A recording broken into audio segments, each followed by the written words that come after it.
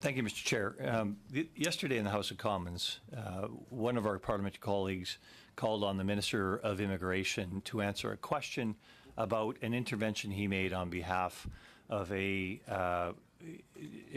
person that was supposed to be deported by Canadian Border Services Agency, and he refused to answer in the House of Commons. And this intervention the Minister made is an intervention on behalf of Parliament. His responsibilities are answerable to Parliament, and he would not answer in the House of Commons yesterday. It's a great affront to his role that he has to fulfill for Parliament. Therefore, I'm making a motion today that, pursuant to Standing Order 108, subsection 2, the committee demand the appearance of the Minister of Immigration and the Member of Parliament for Vancouver Quadra to explain their roles and the rationale of the Minister's intervention in the stay of deportation of Zain Haq.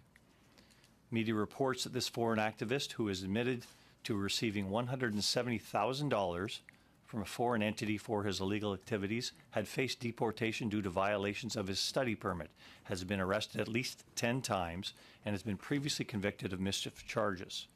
The 2023 court decision indicates that Mr. Haq has shown disdain for the rule of law and has publicly encouraged others to break the law.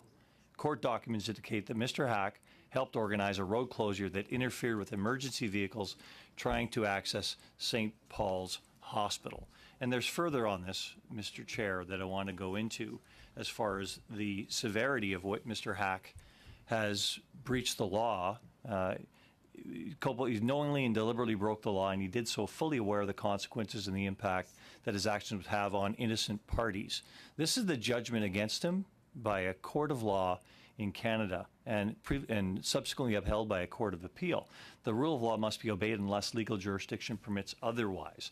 Mr. Haq's conduct in knowingly blocking traffic, annoying the public, and interfering with their lawful use and enjoyment of public roadways is aggravating. The significant number of police resources consumed by Mr. Haq's behavior is aggravating. The fact that he persisted in his behavior while knowing the consequences is aggravating, as is his willingness to involve and encourage others. Mr. Haq's breach of his release order was a flagrant disregard of terms designed to prevent further offences, and that he did so in the face of the authorities. Mr. Haq has shown disdain for the rule of law, and he has publicly encouraged others to break the law while publicly celebrating his own arrest. His conduct speaks to an arrogance of ideals at the expense of the democratic process and pro-social dialogue. I've considered potential immigration consequences. In my view, to reduce the sentence would result in a sentence that would be disproportionate. Mr. Haq failed to disclose that he was denied a U.S. visa. The sentence imposed may be of no moment to his immigration situation. It goes on, but it is damning of Mr. Haq. And for some reason, at the last moment, the Minister of Immigration, along with the Member of Parliament for Vancouver Quadra, intervened in CBSA's deportation of Mr. Haq. We need to know why.